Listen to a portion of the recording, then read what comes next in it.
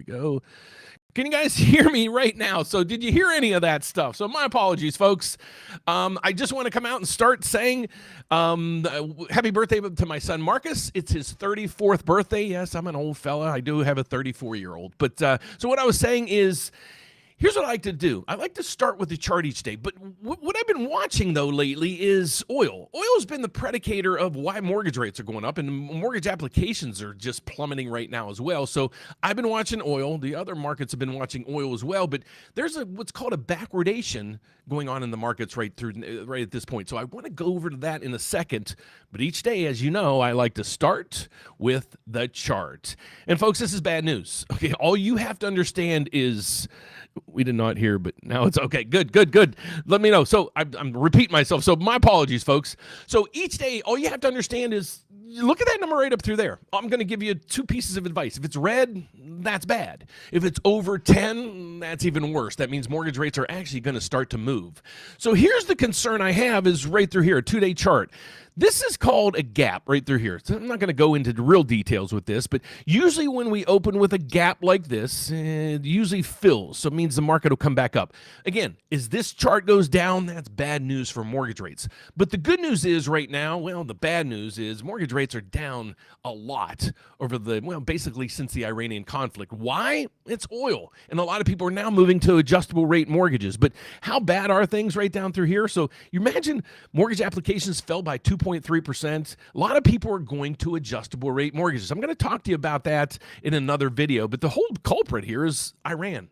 The Iranian situation in oil, it's causing inflation to spike, and basically the markets are freaking out and mortgage rates are going higher. And wait a second, homes.com, my name's in there. So let's get over to this. So yesterday I had homes.com call me and they were like, Dan, what's going on with rates? What's going to happen? What is going on? So here's a quick interview I have. I'll try to post this link down below, but here's what it's saying. That shift has in turn sent inflation higher, striking fears in the markets and ultimately leading lenders to raise mortgage rates. That was according to me. But if you go down through here, here's what I was talking about.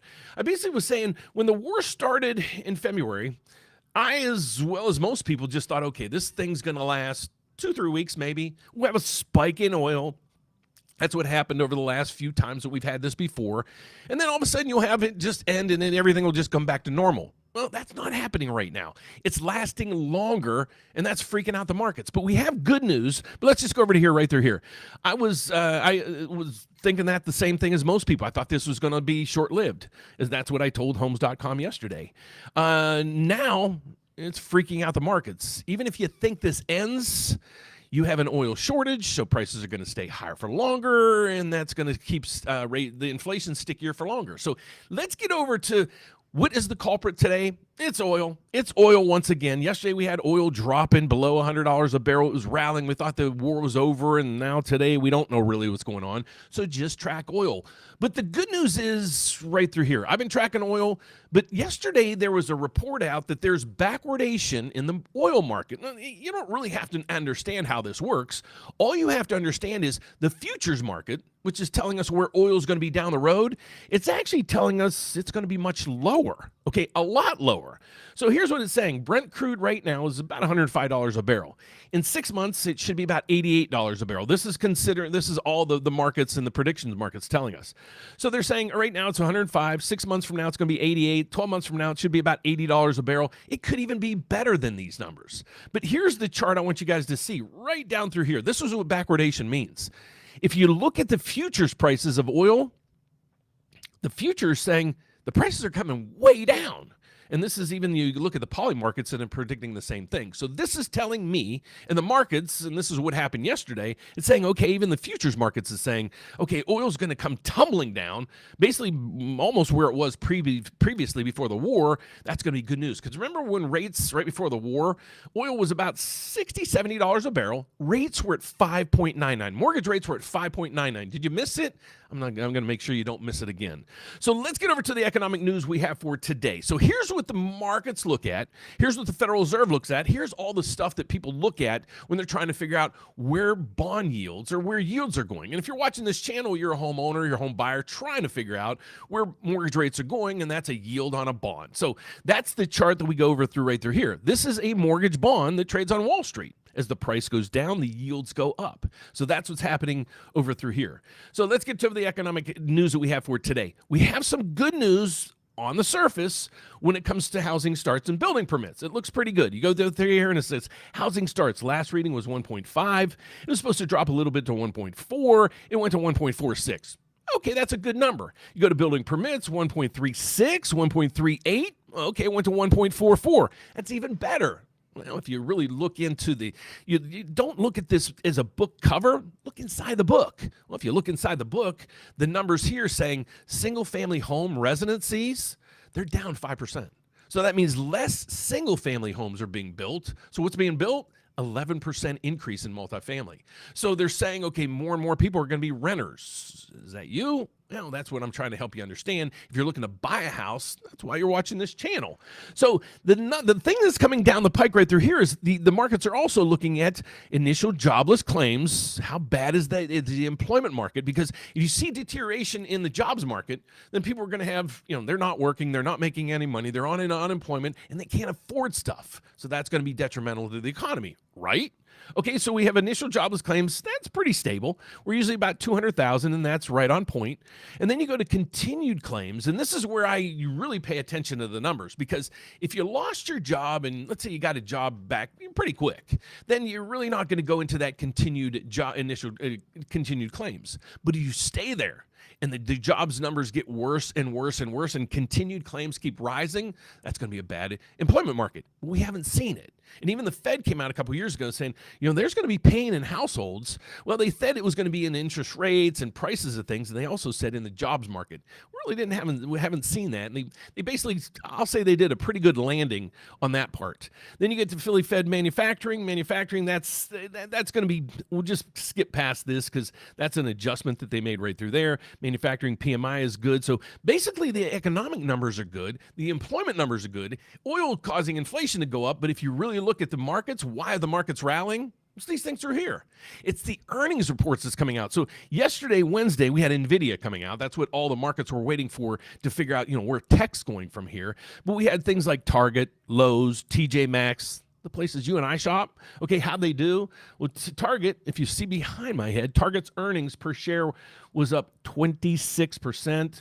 Lowe's is 2%. TJ Maxx is 19%. This is why the stock market's doing what it's doing. It's overlooking the oil, saying, okay, these reports from these companies, they're really good. So earnings are good. That means people can stay, the employers can keep us on as employees. And now as long as our wage growth continues equal to or maybe a little bit higher than inflation, we might just be okay. So that's what we're seeing right through there. So if you go over and look at the Fed, and this is also what the bond market looks at, and we look at this every day, and I just want to prove a point. This is the stuff that affects rates. Okay, so these are the things that the Federal Reserve watches, and this is their mandate. They were put in place or created to control inflation, and they do that by the PCE. That's a personal consumption expenditure. And they also monitor the unemployment rates, and they also focus on the GDP. Well, they're saying, okay, well, inflation's uptick. That should be 2. Well, it's 3.5 on its way to 4. Okay, and then you have the unemployment rate staying at 4.3, and it's been there for years. Okay, it ticked up a little bit to 4.6, and it went down to 4.1, but we've been about 4.3 for the last few years. So it's not the jobs market that's hurting things. It's the oil. Okay, oil's the predicator here. So here's what the markets are telling us. Now, a lot of people, you're going to say mainstream media is coming in, and they keep telling us, and I heard it yesterday, in the next few meetings, there's a 50% chance, 50% chance the Federal Reserve is going to increase rates. I don't know where they're getting that number. I just watched an interview yesterday from the former Cleveland Fed official. She didn't say anything about it, and she's on my bandwagon. I'm staying here at these rates as long as oil stays up above $100 a barrel and inflation's staying above. Well, I'm not saying that we need to get back down to 2%, but as soon as you see oil starting to teeter down, you're going to see rates come down, but not as quick as a lot of people expected. And I'm saying this, the longer this duration stays out, well, the longer the rates are going to stay sticky. So should you lock in? Should you float? Well, let's talk to those out there. So if you're looking to buy, you're out there right now looking to buy, and you're like, okay, I got a house under contract. What are we doing? Lock it in. Don't play the game of, okay, tomorrow it could go down a little bit. The next day it could, don't play the game, because mortgage rates, as we've seen on, I think it was Monday, they went up 1/8%. Can you afford an 1/8 of a percent increase in your payment from what you're maybe expecting? So make sure when you get pre-approved, make sure you get pre-approved at a rate maybe 1/4, 0.5% higher. And that's what I was telling homes.com yesterday. She says, what are you advising your clients? I'm like, I honestly don't know where rates are going to go. And I said, here's a comment I made. I said, I even tell my kids this. It's okay to say you don't know, because what else do you have? People don't know what's going to go on with this. So you're guessing at it. So I'm just going through, like, for the example we went through, I'm looking at oil prices. Then we start looking at the futures market and backwardations. But if the war doesn't end for another month or 2 or 3, all that's thrown out the door. So you have to come in each day, subscribe over there, and I'll tell you kind of economic news for the day, what my expectations are, and the real reasons behind all this. So if you're coming in right now with a contract, just lock them in. Lock it in and don't worry about it. You can always have a chance maybe down the road to refinance. Now, somebody said to me yesterday on one of the posts, they're like, hey, Dan, how'd that marry the house or date the house and marry the rate or whatever the heck they were talking about? And I said, well, if you bought last year, hopefully you refinanced a couple of months ago at 5.99 when rates hit there. If you didn't, well, maybe you're not using the tools I have. So let me go over and show you guys, if you're a homeowner, what should you do. But if you're looking to buy that house, just monitor oil. You have to focus on oil. Make sure you get pre-approved or pre-qualified at least a rate about 1/4 to 0.5% higher. If you can afford those payments, then you can probably afford that house. If you can't, maybe don't buy, or maybe look at a lower price range. Don't try to maneuver it, because if you're not financially ready, it's not good news. So if you want some tools to help you with this, if you're a homeowner, home buyer, even a realtor, loan officer, go to my website. Folks, my name is Dan Frio. I'm actually a licensed loan officer in all 50 states as well as Puerto Rico. And the reason why I do my show is I'm trying to just help educate you guys on what's going on with mortgage rates for real and what's really going on in the housing market. I have a video or blog coming out today. It's calling out the house crashers. Check it out. It's pretty cool. But you can go down through here, and if you're looking to buy that first house, how much can you really qualify for? It's right through here. What's that mortgage payment? What is it really? You go to all these sites and they're just terrible. So let's go over to here. If you're a homeowner, got 2 things for you. If you want to just track rates, you missed it. You're like, okay, I bought that house. Okay, but now I'm really trying to date that rate. I need a better rate, and you missed it. Don't miss it again.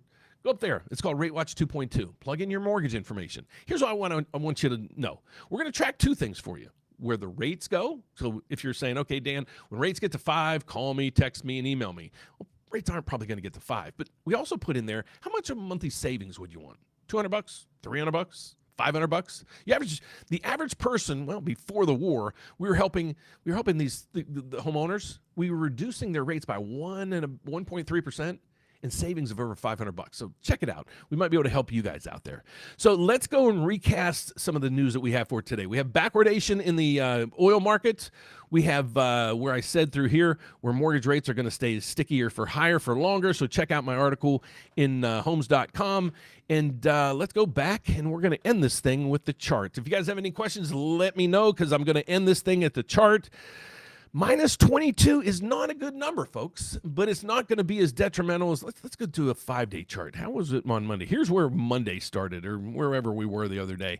Down is bad. Okay, this is way bad.